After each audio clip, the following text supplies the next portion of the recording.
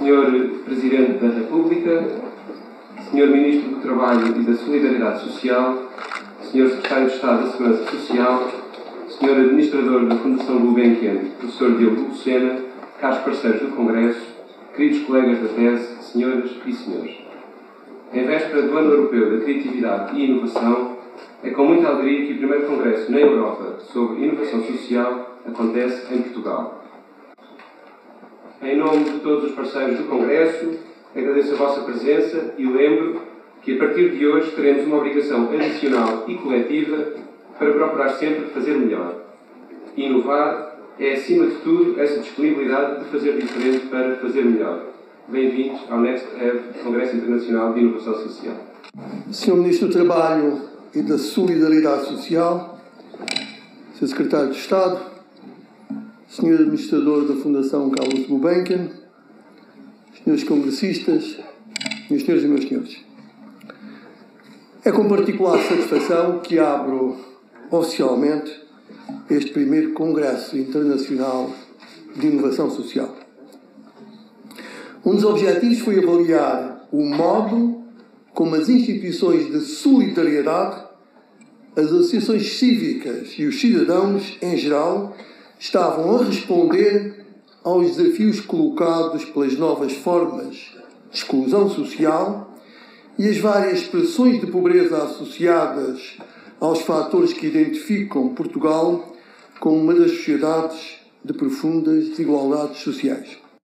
É urgente, no entanto, que essa nova geração de respostas sociais se alargue a problemas que tardam em ser superados.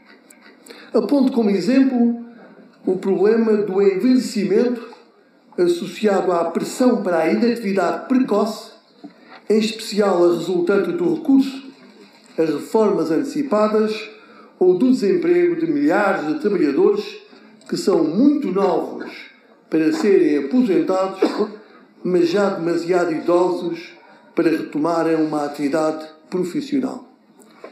O desperdício de capital humano que este fenómeno representa é manifesto, mas a indignidade e a falta de respeito pela pessoa humana que ele revela torna-se intolerável. É tempo de nos libertarmos da velha dicotomia entre assistencialismo e as políticas redistributivas do rendimento centradas quase exclusivamente na ação do Estado. A solução não está tanto no ato isolado, ainda que voluntarioso, mas mais na capacidade de, em conjunto, conseguirmos mobilizar as ideias e os recursos para a resolução dos problemas. A cultura do conformismo e da resignação prejudica a inovação. Senhor Presidente da República, Senhor Administrador da Fundação Carlos Gulbenkian, Sr. João Menezes, em nome da Comissão Organizadora deste Congresso, caro Secretário de Estado, caro Coordenador do Plano Tecnológico, Minhas Senhoras e Meus Senhores, em primeiro lugar, gostaria de saudar os organizadores deste Congresso, em particular a tese, a ONG que está na origem desta iniciativa, saudar pela oportunidade, saudar pela ambição, pelo risco e saudar também pela forma como a questão da inovação social é colocada a debate nestes dias.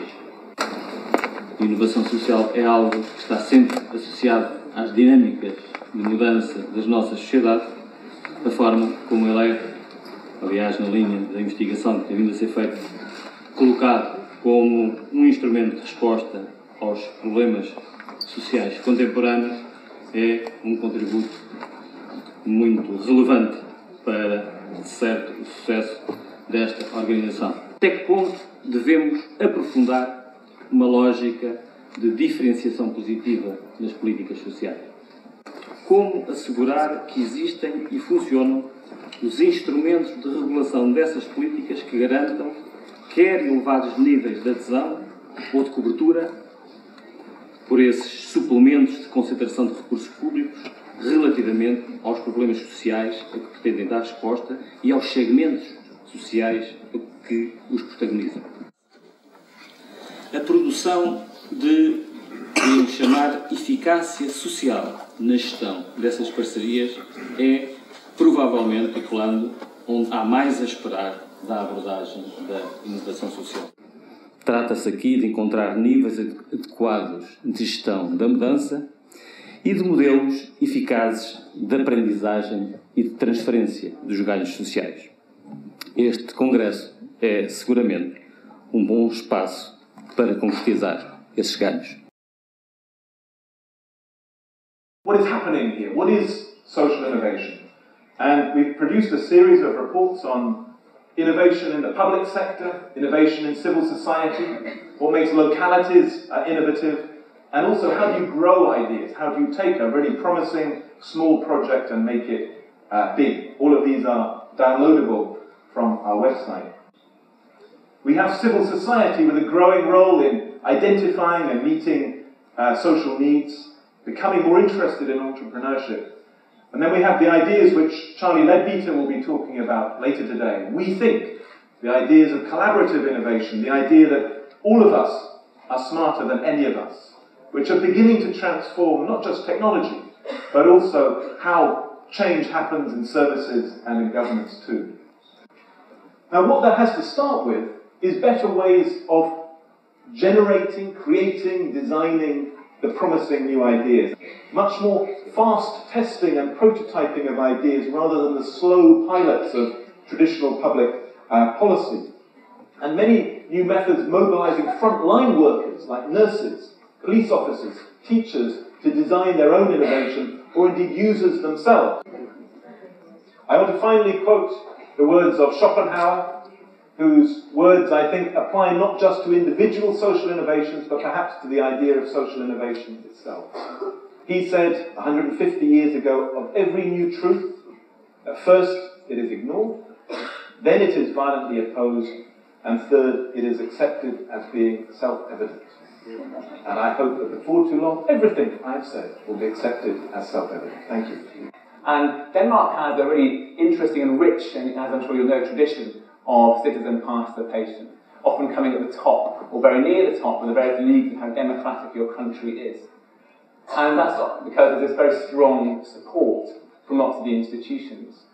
But at the same time, we've got very strong support of the institutions, and they formed things like the Danish Board of Technology, which is probably the leading institutional way of trying to shape science policies, such as NanoSet, such as GM, such as lots of those types of things, bring together with social intelligence. But what's been happening is it's been sort of, everything's becoming institutionalized. 80% of the NGOs and the third sector in Denmark are funded by the public sector. Similarly, we have another very challenging element in the UK, whereby the supply side, the citizens, if you like, are incredibly busy. Now, I know they're busy everywhere, but especially in somewhere like London, we've got a particular challenge whereby we've got almost 100% employment, both men and women. And many people working, both men and women working involved with families, and that's sucking time, it's sucking energy, I think, out of some of that sort of civic space. And so we have to look at those various elements that are feeding that sector. One of the very good things that's happened in the UK is the government support has meant that we have managed to influence politics sometimes. Not always, very much not always, as people who know me will know that I've said. But quite often, especially compared to lots of other countries. And what's really interesting about what's happening in France is that really you've got this very sort of strong campaigning model of civic participation happening, whereby a lot of people, citizens, and organisations are really corralling around various campaigns. It happened with the blogging around Sergio Noel's campaign. It's happened recently around the campaigning for the various mayors of the Easter elections. But in terms of the more sort of consensual form of participation that you've seen happening in the UK, in America, and particularly in Scandinavia, it's not happening at all. It's very divisive, and in terms of building solutions to some of the problems, it's really not happening. Who needed advice from the best experts available.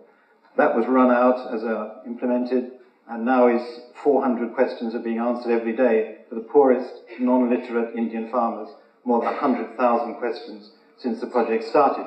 But that was based on an idea which actually originated with Cisco. Second reason that couldn't be patented. In the social space, we work in a culture of open source, of sharing, of not protecting ideas. But of course that has a cost. It means that it's very difficult to build up that brand, to build up that investment and so on. But it's still the right way to go. Third reason is we have to roll out our projects collectively. It makes no sense for us as a small NGO, or indeed any other NGO, to bring in a solution and say, here's the answer, get on with it. There has to be buy-in, there has to be genuine equal partnership if a social project is really going to work. So again, that's different from a commercial. And again, we don't have the investment, we don't have the big money to go into an R&D lab and develop something in secret, protect it, and then launch it on the world and know that we're going to maintain our link with that brand.